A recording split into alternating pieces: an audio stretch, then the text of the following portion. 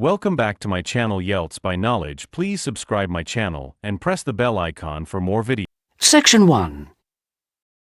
You'll hear a young student asking the social organizer of his school for information about organized trips. First, you have some time to look at questions 1 to 4.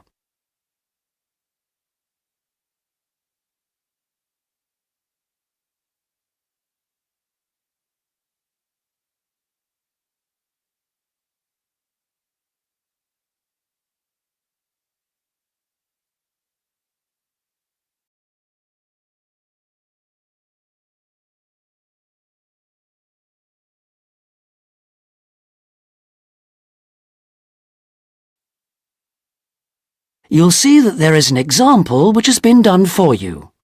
On this occasion only, the conversation relating to this will be played first.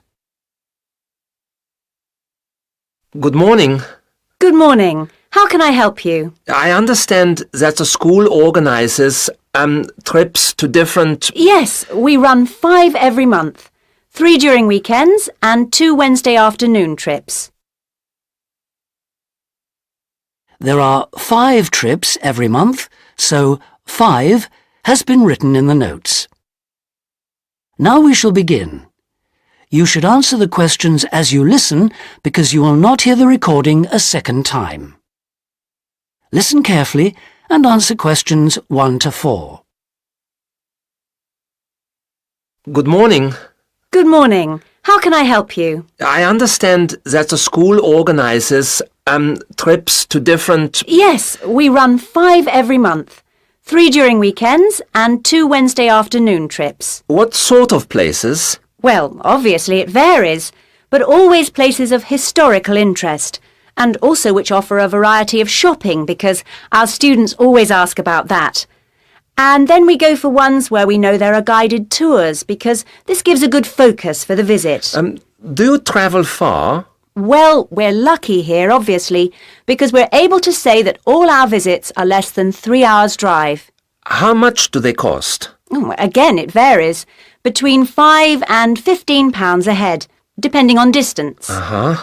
Oh, and we do offer to arrange special trips if, there are more than 12 people. Oh, right. I'll keep that in mind.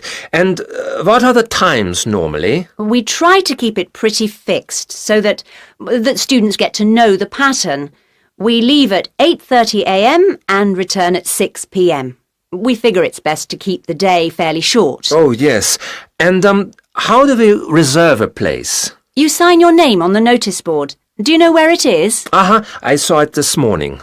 And we do ask that you sign up 3 days in advance, so we know we've got enough people interested to run it, and we can cancel if necessary, with full refund, of course. That's fine, thanks. Before you hear the rest of the conversation, you have some time to look at questions 5 to 10.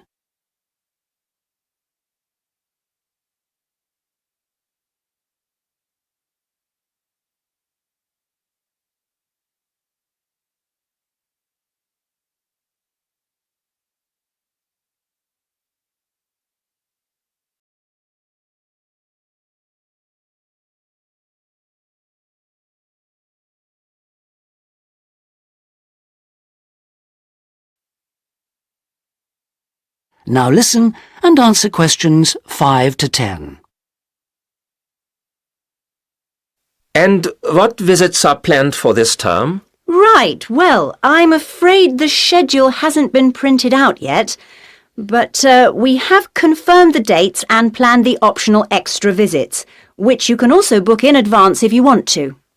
Oh, that's all right. If you can just give some idea of the weekend ones, so I can, work out when to see friends, etc. Oh, sure. Well, the first one is St. Ives. That's on the 13th of February, and we'll have only 16 places available, because we're going by minibus. And that's a day in town with the optional extra of visiting the Hepworth Museum. All right, yeah, that sounds good. Then there's a London trip on the 16th of February, and we'll be taking a medium-sized coach, so there'll be 45 places on that. And let's see, the optional extra is the Tower of London. Oh, I've already been there. After that, there's Bristol on the 3rd of March. Where? Bristol, Bristol. Okay. That's in a different minibus with 18 places available. Oh, and the optional extra is a visit to the SS Great Britain. Okay. We're going to Salisbury on the 18th of March, and that's always a popular one because the optional extra is Stonehenge. So we're taking the large coach with 50 seats. Oh, good. And then the last one is to Bath on the 23rd of March. Oh, yes. Is Bath the Roman city? Yes, that's right. And that's in the 16-seater minibus. And where's the optional visit? It's to the American Museum. Well worth a visit. Okay, well, that's great. Thanks for all that. My pleasure.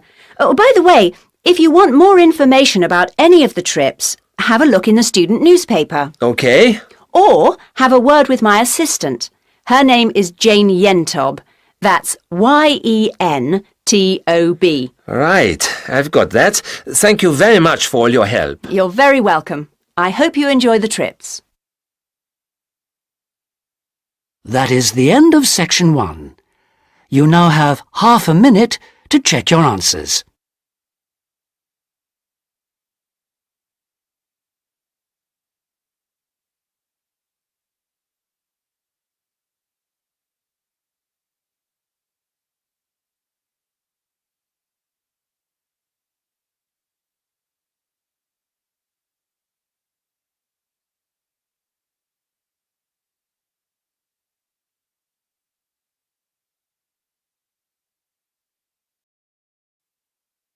Now turn to section 2. Section 2. You'll hear a tour guide giving a talk about a museum centre called Riverside Industrial Village.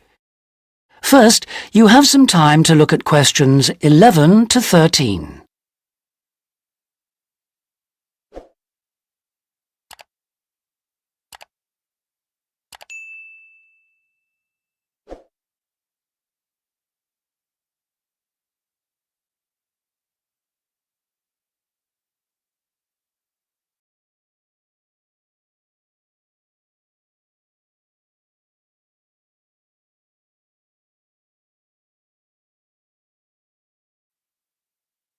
Now listen carefully and answer questions 11 to 13. Good afternoon, everybody, and welcome to Riverside Industrial Village. To start your visit, I'm just going to give you a brief account of the history of the museum before letting you roam about on your own. I won't keep you long, OK? Now, from where we're standing, you've got a good view of the river over there. And it was because of this fast-flowing water that this site was a natural place for manufacturing works.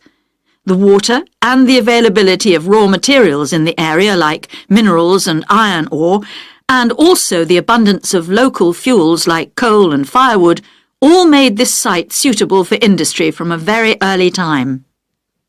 Water was the main source of power for the early industries, and some of the water wheels were first established in the 12th century, would you believe? At that time, local craftsmen first built an iron forge just behind the village here on the bend in the river. By the 17th and 18th centuries, the region's rivers supported more than 160 water mills, and many of these continued to operate well into the 19th century. But then the steam engine was invented. And then the railways came, and the centres of industry were able to move away from the rivers and the countryside and into the towns. So industrial villages like this one became very rare. So, that's the history for you. If you'd like any more information, you can ask me some questions, or you can read further in our excellent guidebook. Before you hear the rest of the talk, you have some time to look at questions 14 to 20.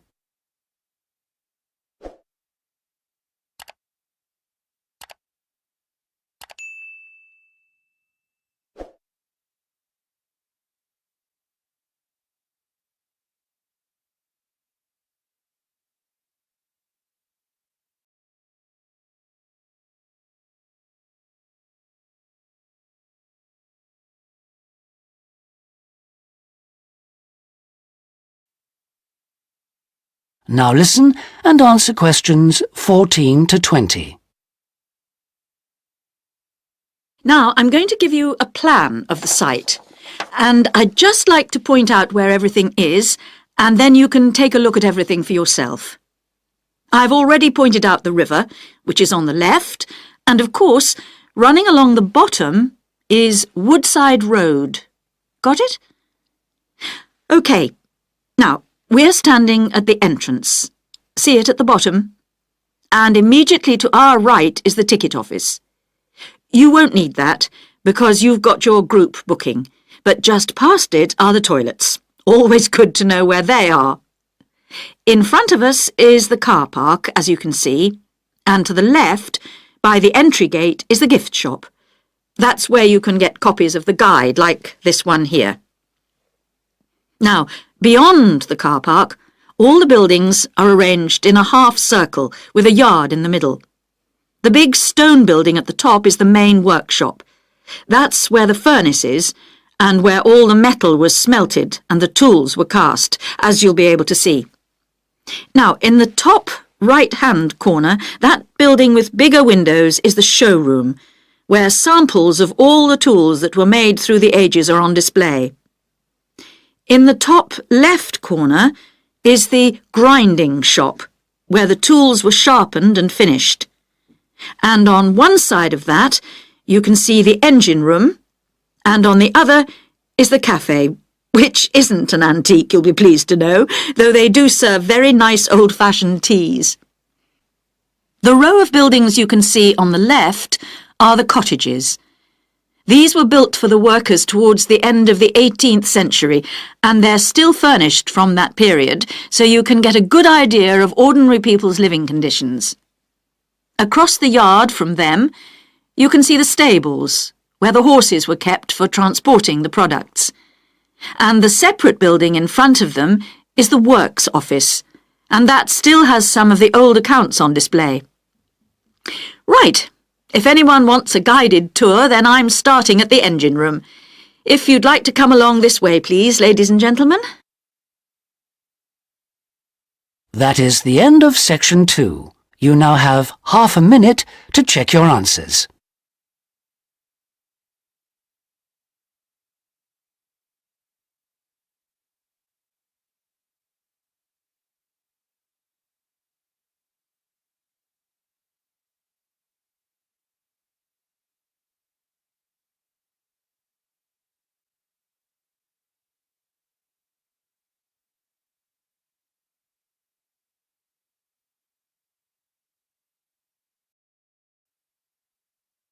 Now turn to section 3. Section 3. You'll hear Melanie, a student, talking to one of her lecturers about her studies. First, you have some time to look at questions 21 to 27.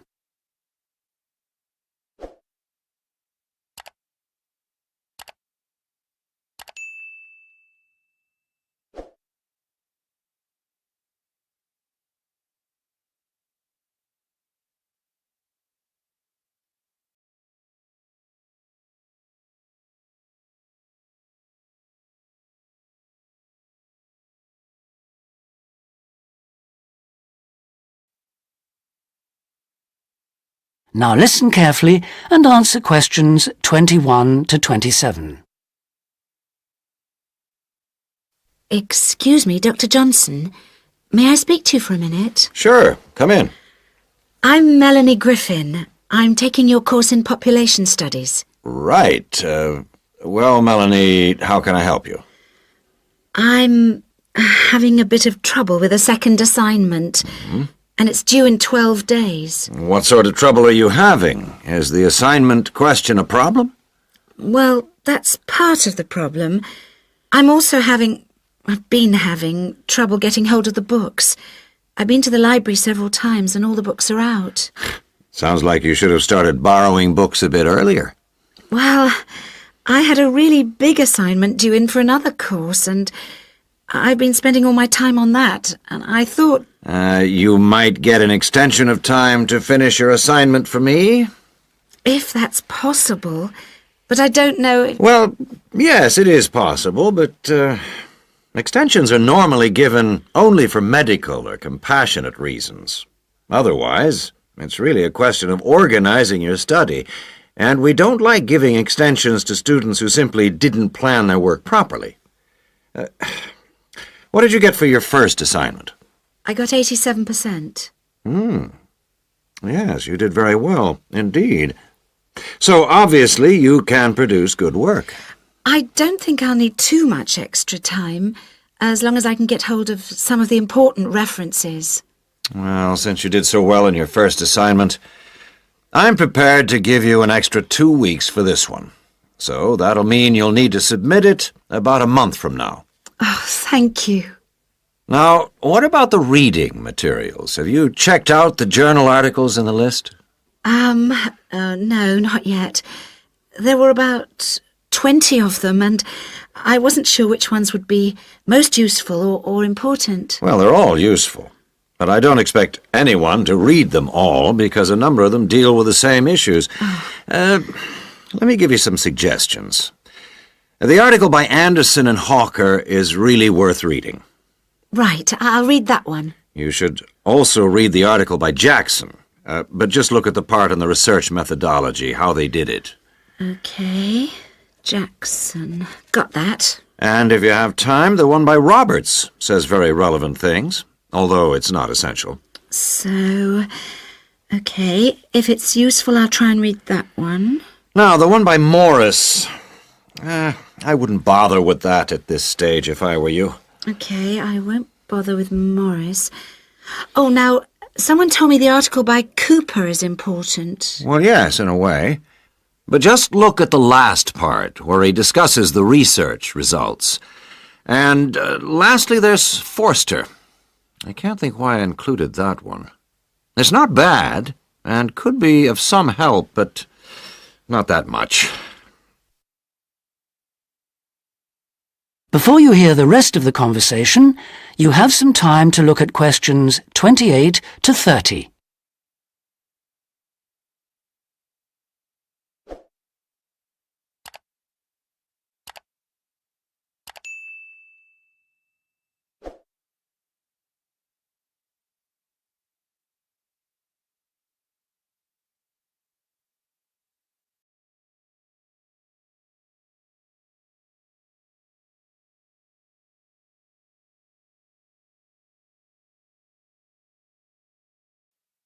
Now listen and answer questions 28 to 30. Now, let's deal with the assignment question. What's the problem there? It's the graph on page 2. What seems to be the problem? It's just the bar graph showing reasons why people change where they live. Well, I've got a photocopy, but the reasons at the bottom are missing. Ah, okay. Look at the first bar on the graph. Now, that indicates the number of people who move because they want more space. Oh, I see. Bar 1. Okay. Now, what about the next bar? Bar 2 is to do with the people living nearby, disturbing them. So they chose to move away to somewhere quieter. Now, let's look at bar number 3. Another reason people change their place of living is because they want to be closer to the city. Okay. Proximity to the city is an issue. Now, bar number 4 refers to problems when the owner of the property won't help fix things that go wrong. In other words, the owner is not helpful, and so the tenants move out. Okay. Now, what about bar 5? Bar 5 is about those people who move because they need a bus or train to get them into the city or to go to work. Okay. And bar 6? Bar number 6 is interesting. That reason was given quite a lot. People moving because they wanted to be in a more attractive neighborhood. Oh, yes. Thank you very much. That is the end of section 3. You now have half a minute to check your answers.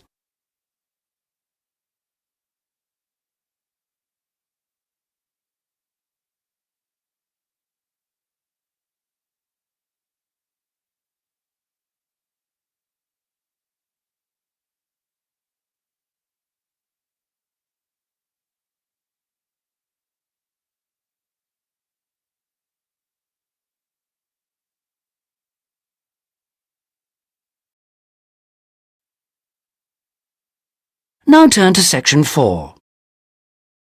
Section 4. You'll hear a talk on the subject of the urban landscape. First, you have some time to look at questions 31 to 40.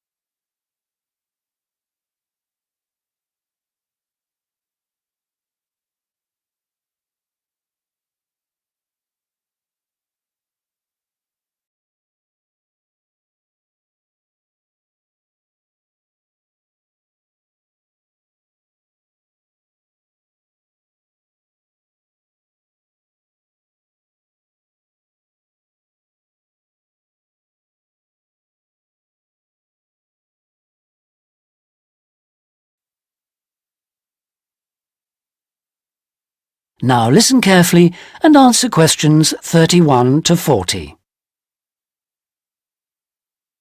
Good day, ladies and gentlemen. I have been asked today to talk to you about the urban landscape. There are two major areas that I will focus on in my talk: how vegetation can have a significant effect on urban climate, and how we can better plan our cities using trees to provide a more comfortable environment for us to live in. Trees can have a significant impact on our cities. They can make a city as a whole a bit less windy, or a bit more windy if that's what you want. They can make it a bit cooler if it's a hot summer day in an Australian city, or they can make it a bit more humid if it's a dry inland city. On the local scale, that is in particular areas within the city, trees can make the local area more shady, cooler, more humid and much less windy. In fact, trees, and planting of various kinds, can be used to make city streets actually less dangerous in particular areas. How do trees do all that, you ask? Well, the main difference between a tree and a building is a tree has got an internal mechanism to keep the temperature regulated. It evaporates water through its leaves, and that means that the temperature of the leaves is never very far from our own body temperature. The temperature of a building surface on a hot sunny day can easily be 20 degrees more than our temperature. Trees, on the other hand, remain cooler than buildings because they sweat. This means that they can humidify the air and cool it, a property which can be exploited to improve the local climate.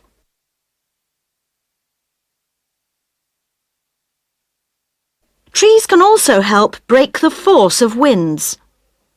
The reason that high buildings make it windier at ground level is that as the wind goes higher and higher, it goes faster and faster. When the wind hits the building, it has to go somewhere. Some of it goes over the top, and some goes around the sides of the building, forcing those high-level winds down to ground level. That doesn't happen when you have trees.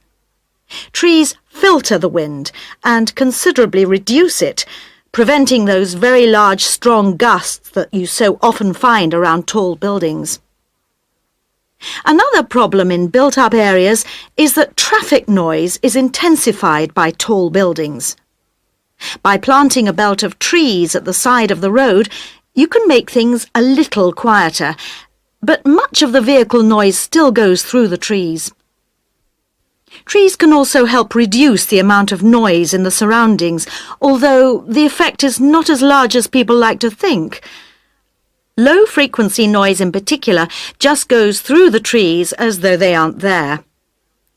Although trees can significantly improve the local climate, they do, however, take up a lot of space. There are root systems to consider, and branches blocking windows and so on. It may therefore be difficult to fit trees into the local landscape.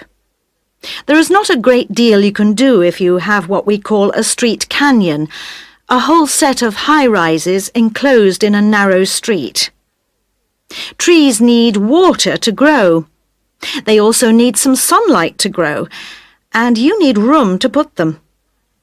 If you have the chance of knocking buildings down and replacing them, then suddenly you can start looking at different ways to design the streets and to introduce tree planting.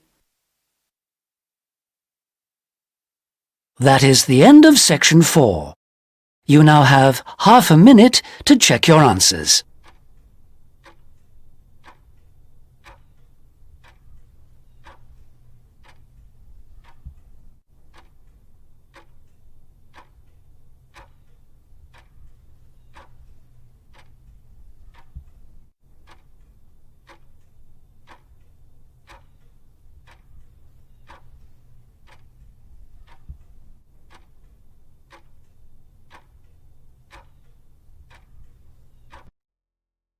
That is the end of the listening test.